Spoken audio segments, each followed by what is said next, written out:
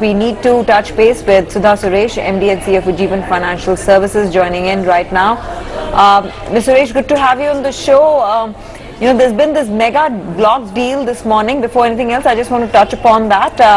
7.5% equity has exchanged hands. Could you take us through the transaction? Were you aware of it, or this is completely off market? Mr. Suresh, can you hear us? I think we would not comment on the market trend. Yes, I can hear you. Good morning. Good morning. And I think we'll not comment on the market transaction at this stage. Okay.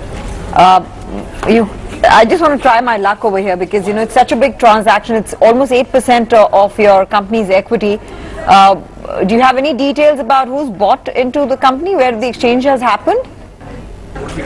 Were you aware of this transaction before it happened? No, I think we would prefer not to discuss.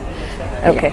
Yeah, I would suggest we don't discuss this transaction at this juncture because this call is specifically to discuss the impact of demonetization. No, absolutely. Oh, yeah, it's just the timing of it has been such that I was compelled as a journalist to ask you about what's happening, and an interest in your company would definitely work well because your stock is up 4%. So let's talk about how life is panned out over the course of the last 12 months through this demonetization transition phase. How have you dealt with the challenges that the reform brought about to your business, and what's been your journey like?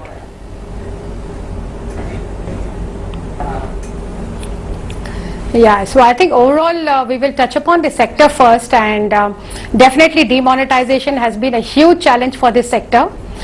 From various independent studies as well as the quarterly reports from MFIN, one can analyze and understand the degree of adverse impact that the demonetization has had on this sector, which is largely cash driven.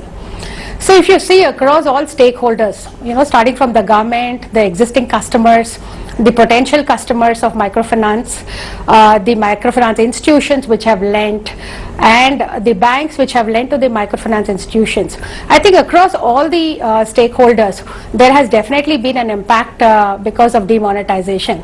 And in hindsight, probably if certain processes would have worked out, to the benefit, probably the impact of this could have been, at least minimal.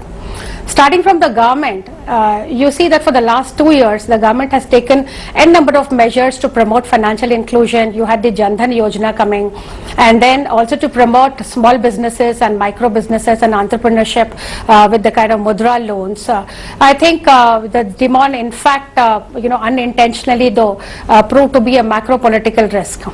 Moving on to at least the customer base, the existing customers having small businesses, I think their working capital needs were critically affected during the demonetization period. One was the non-availability of the legal tender, and secondly was that the microfinance institutions were prohibited from using the old notes or even collecting the old notes and handing over to the banks.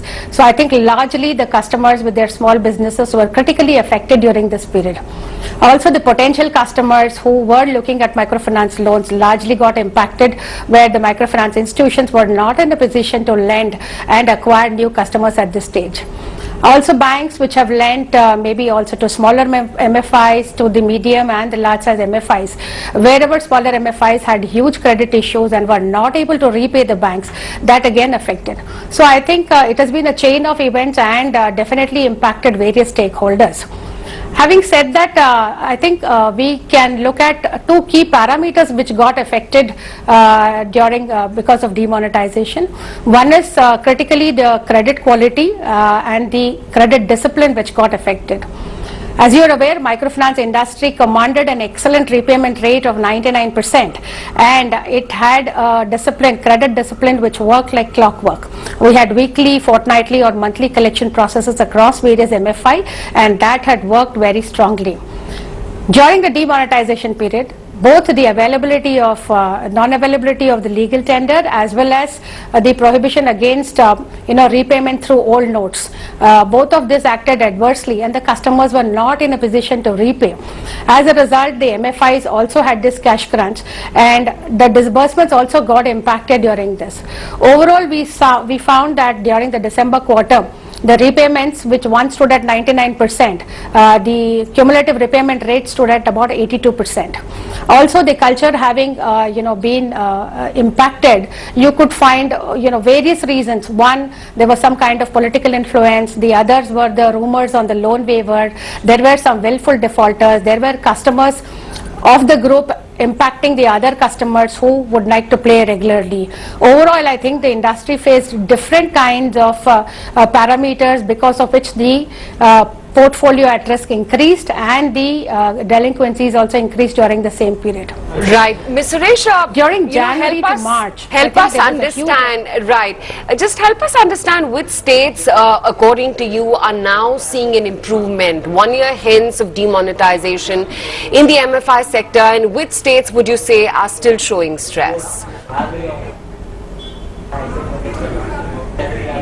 Okay, I think a series of states including Maharashtra, Karnataka, Uttar Pradesh, Uttarakhand, Haryana, and some other states to a smaller level impacted like Rajasthan and others, did face the impact of demonetization critically. And I think over a period of the last 3 quarters, we have definitely seen an improvement across all these states. I think slowly businesses also limp back to normalcy across various states, but there are still certain affected districts, and maybe the businesses are going slow in those areas. But overall, we would like to indicate that there has been a revival in terms of the credit collection percentage, in terms of the collection efficiencies and sustained efforts, both in terms of customer awareness, in terms of MFIN's yeoman support, in terms of media, in terms of the government support, where they have come out publicly to say that it is important to repay to the MFI so that they help you to serve better. I think all this has gone a long way, and a lot of collection efforts from various MFIs in their individual capacities has also helped in bringing down the overall portfolio at risk for the industry and individually across many organizations, at least the larger Okay, good to hear that. But tell me, are customers being able to pay more than the current installment? I mean, are they paying back the arrears as well?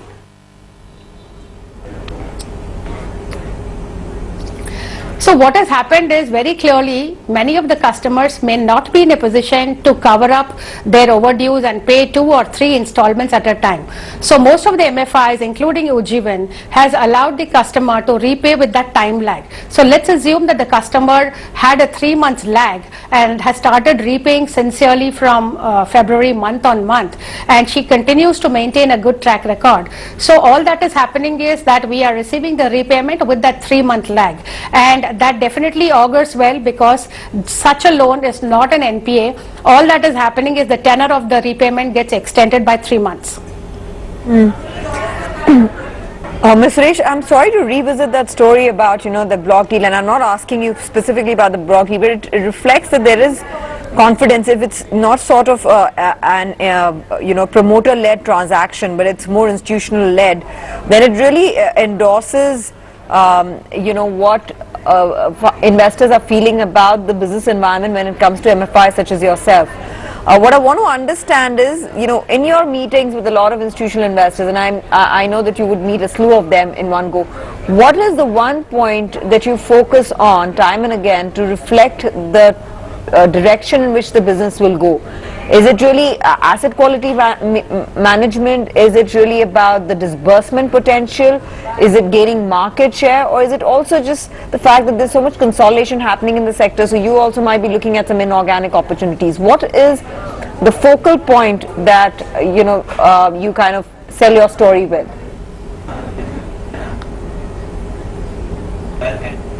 Yeah, so the investors do come out with their focused questions around the demon impact. They come around the asset quality, the growth of business verticals, and definitely the story that Ujjivan carries is, having converted itself into a bank in February, we are looking at stabilizing our operations and expanding our banking services to our customers. Overall, the demon impact has been sort of put behind us in the last 2 quarters. We have prudentially taken the impact of that same in financials. Our credit quality has improved. More than anything, the key point that we wish to make is, January to September, the entire set of new disbursements has an excellent collection efficiency of 99.7%. So overall the investors are definitely happy, and there has been a fair degree of investor interest across the meetings where they do track Ujjivan's performance, and they see that overall across deposits, across reduction in cost of funds, across disbursements, a healthy growth in disbursements in the last 2 quarters, as well as collection of overdues and increase in the collection efficiency. They do find that things have been moving in the right direction for Ujjivan, and overall we are also seeing in the next 2 quarters a huge leap forward there. No, and I'm prompted to ask you another question, because I was just looking at your performance matrix, whether it is the PAT performance where there's been some pain, like you said, last 2 quarters.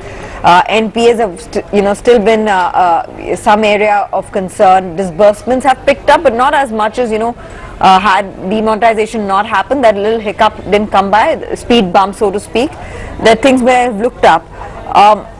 If this is not a promoter-led transaction, then, and there's of course some sort of institutional investor coming in, what are they betting on? Are you saying that from here to next November, things will look up drastically for your business? And if so, can you give us targets on what your NPAs would look like same time next year, and what your performance and disbursements would be like?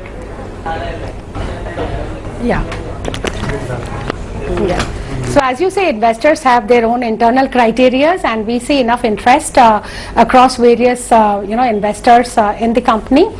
And looking at the targets that we are looking at NPA, overall we would at best be at about 4% of the portfolio for this financial year, which will progressively come down to less than 2% in the forthcoming years. So we are not unduly worried about the portfolio quality, and as we expand our verticals of MSE as well as our housing business, we know that increasingly the other portfolios are also set to develop, and their portfolio quality would be excellent, obviously, because it's new business developing now. Even on the microfinance, done in the disciplined manner and on a cautious mode as we are, we definitely foresee progressive growth even in microfinance business, and a 15 to 20% business overall is always a given thing. Okay, Ms. Suresh, thank you so much really for joining in on this demonetization anniversary and telling us as to how Ujjivan was managing to cope up with the impact in the last 1 year and how things are right now. Good to speak with you as always. Let's take a very quick break. Haven't done that in a while. When we come back, more on the markets.